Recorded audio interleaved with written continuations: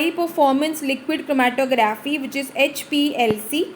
So it is again a technique of chromatography, and HPLC is basically called as a technique to separate, identify and quantify each component in a mixture. So HPLC will help you to separate also, you can identify the components also, and you can quantify the also. So all the purposes will are served by a single instrument, that is HPLC. So HPLC, which is high performance a liquid chromatography process. So unlike gas, here we have liquid mobile phase, hence the name liquid chromatography. So you can see in a block diagram, you have two chambers of solvents. So two solvents at a time can be used as a mobile phase. This is called as a gradient way of elution. So those solvents are mixed in a mixer in a required concentration. Then that mixed solvent as a mobile phase will pass through a injector port where you have introduced your sample, and then that solvent will take the sample and solvent with the sample will enter in the column. The column will carry out the separation of the components, and each and every individual separated components will come to a detector, and you can visualize those components in a chromatogram. So this is in general a liquid chromatographic process. So basic principle of HPLC is similar to GC, that is you will have two phases, stationary phase and mobile phase. Your components will get separated on the basis of their respective affinity, that is partition coefficient or distribution coefficient. So this is a block diagram of HPLC. So mobile phase, here I have written gradient controller because you can see there are two chambers of mobile phases. The instrument which we are going to see on a demonstration is a isocratic one, because only a single solvent can be connected to a pump. So you need to initially prepare the mobile phase and then you can put into the system. In gradient controller, individual solvents can be attached to a pumps and instrument will itself do the mixing. So that is the difference in a gradient controller and isocratic controller. So the types of pumps used in analytical HPLC majorly to control the flow rate. So the pumps can control the flow rate up to 0.1 to 10 ml per minute range. The pumps are generally capable of operating up to 6000 psi. Then the next part is column. Column is called as a heart of chromatography because everything which is a main part of chromatography take place inside the column. Our separation is going to take place inside the column. For HPLC, there are two ways of columns. You have reverse phase columns and normal phase columns. Reverse phase columns, in which the stationary phase packing of the column is of a non-polar compound. Normal phase column, the stationary phase packing is a polar compound. So the demonstration which we are going to see is with a reverse phase column. We are going to use C18 column, which says that the column is packed with the compound having 18 number of carbon atoms. Then the next part is injector port, the most popular manual injection system and one that is utilized by several injectors is Rheodyne type. So Rheodyne type, what is so special about it? So Rheodyne loop has a valve. The valve which is used to control the position of the loop. You have two positions, load position and inject position. Load position में with the help of syringe you can load your sample inside the injector port, and once you bring that loop into a inject mode, then only mobile phase can enter into the injector, will take your sample, and then with the sample it will enter into the column. So that is a speciality about a Rheodyne detector, Rheodyne injection system. Then the last part of the system is a detectors. So detectors can be defined in a broad way as any device which can locate or which can give you the visualization of the components which are there in your sample. Or in simple language we can say that detector will help you to visualize what is happening inside the column. So detector can be classified in two ways. You have solid property detectors and you have bulk property detectors. Solid property, as the name suggests, the detector will specifically concentrate on property of one particular solute. Like your UV visible, That is, it can detect only that compound which can absorb the UV light at the given wavelength. That is called a solute property detector. Bulk property is the says detectors can detect anything. So that is like your refractive index detector. So depending on the refractive index of that compound, we will see the peak. So that is called as bulk property detector. So these are few applications of HPLC in pharmaceuticals, in foods, and thank you. So that is about HPLC. Now we will look at the HPLC instrument. This is the instrument. HPLC, also known as high pressure or high performance liquid chromatography, is a separation technique which involves injection of small volume of liquid sample into the column. We act with tiny particles, and the components of the sample are moved down the column along with the mobile phase using a high pressure which is applied using the pumps. When the mixture of components are introduced into the sample, they travel according to their relative affinities towards the stationary phase. The component which has more affinity towards the adsorbent travels slowly, while the component which has less affinity towards the stationary phase travels faster and elutes out first. Now on to the instrumentation. First we look at the solvent delivery system, the mobile phase. The mobile phase acts as a carrier to the sample. The sample is injected into the mobile phase through the injector port here. Before analysis is done, pre-treatment of mobile phase is carried out using vacuum filtration, and here we have the vacuum filtration unit. This is removed like this, and here we place the membrane filter. We are using a membrane filter of 0.45 microns. So once we place the filter, we assemble the unit together, and then from here we introduce the mobile phase for filtration and then turn on the pump. After vacuum filtration, the next step of pre-treatment of mobile phase is degassing. We are using an offline method here using an ultrasonic bath. So the mobile phase is taken into a reservoir which is then placed inside the sonicator, and we allow the mobile phase to be sonicated for 2 to 3 minutes. This is done to remove the dissolved gases into the mobile phase, which can cause problems like it can hamper the operation of the system, can cause fluctuations into the pump, and it can also cause unstable baseline which leads to noise.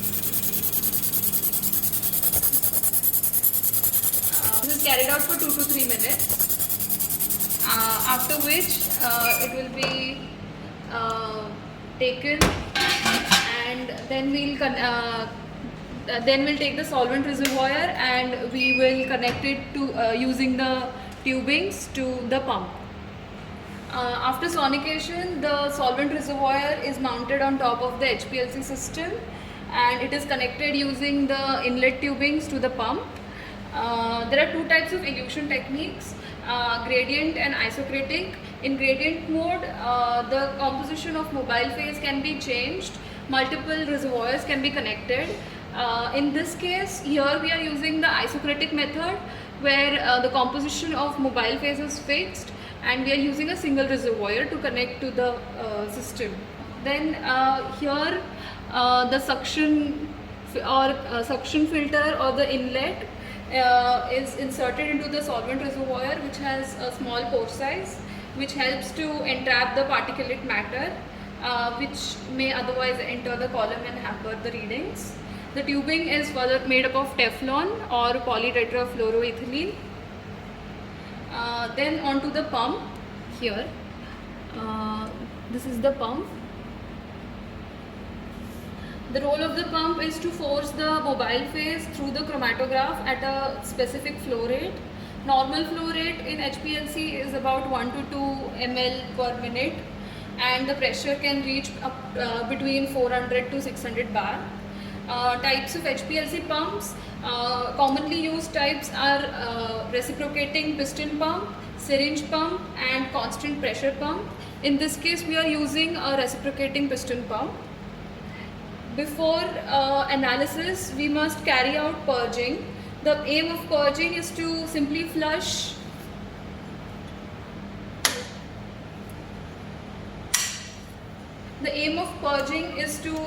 flush through all the lines so that any remaining solvent in them is from the previous analysis is replaced with new mobile phase, and to remove any gases which may be entrapped in the tubing when the system is left unused. The purge valve is opened after we turn on the system. The first thing to do is purging. The aim of the purging is to simply flush through all the lines so that any remaining solvent from the previous analysis is washed out with the new mobile phase, and to remove any gases which are entrapped. The purge valve is opened by rotating the knob in anti-clockwise direction. The mobile phase is sucked in from the reservoir through the inlet tubing. It passes it through the system and goes into waste. It does not enter the column. Then the valve is later closed by rotating the knob in clockwise direction. So we will wait till we get the continuous flow of the mobile phase, which ensures that there are no air bubbles trapped inside the tubing. Purging is done at a high flow rate till we get a free flow of solvent from the tubing. So once it is done, we will first decrease the flow rate and close the purging knob. So now your mobile phase from the reservoir will go into the pump, and from the pump will enter into the column. From the column it will enter into the detector, and from the detector it will come out as the eluent, or which is the outlet of the system. Now we'll have a look at the injector port.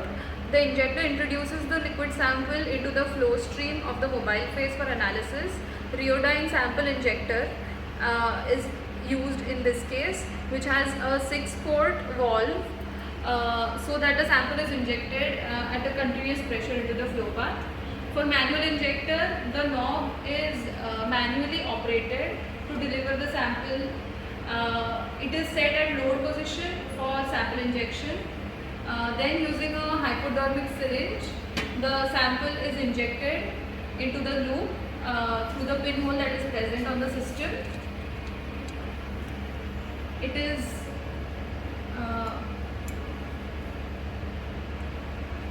separates the flow path towards the waste, and 20 microliter is loaded irrespective of the sample volume. The excess is drained off. The knob is then turned after injection into inject position, and the mobile phase is pumped through the sampling loop, which then flushes the analyte under high pressure into the column. This is the heart of the chromatograph. This is a C18 type of column, the length which is approximately 20 centimeter and the inner diameter is 4.5 mm. This is a reverse phase type of column. Then the analyte after eluting passes on into the detector. Multiple options of detectors are available, that is UV, fluorescence, mass spectrometry and refractive index. Here we are using refractive index type, ultraviolet type of detector. Now coming to the software part, here we have ChromeNav software for JASCO HPLC system. So once we have done with the preparation for entire hardware part, so now we will switch on our software. So it will give us two options, start in analysis mode, and this is an online mode. Since currently we have explained the instrumentation, everything, so I have switched off the hardware, so it is showing analysis mode. So if the instrument is connected, so we have introduced the sample, everything is on. So here also we have an online mode. So we will select JASCO HPLC, double click on that. So it will ask us which option, which project which are already set in a software according to the sample which we are analyzing. So we'll select our project. So suppose for example today I am performing extraction of caffeine. So I will open the caffeine file, and here I have all the options. I can see how my pump is working, what is the flow rate. I can see the wavelength at which I am going to analyze caffeine, that is a UV wavelength. Then I have the isochromatic mode of pump which is switched on. So these are the three options. A system monitor which will set us the parameters of the system. Then acquisition sequence, herein we will give the sequence how many samples we have. Accordingly we will fill the sample name and the order in which the sample are going to get injected. Once we have done that, and if we have already the acquisition sequence saved, so any sequence we can open. Suppose this is my sequence, I have these many samples to be injected, so it will show me entire list. Then I will go to the chromatogram monitor. Chromatogram monitor will give you the live picture of whatever is happening inside the column. So here we have an option. This monitor option is for the baseline monitoring, which ensure that nothing is left inside the column. So once we have prepared everything, we will set a monitor. We will monitor the baseline and we will wait till we get the straight line which is coming here. So that straight line indicates that there is nothing in the column and now our sample is ready to get injected. Once we have done that, then we can say a start. So this start will give us the analysis of our sample which we have injected. So since I have injected the individual caffeine, so I will go to the analysis mode and I will see the chromatogram of caffeine.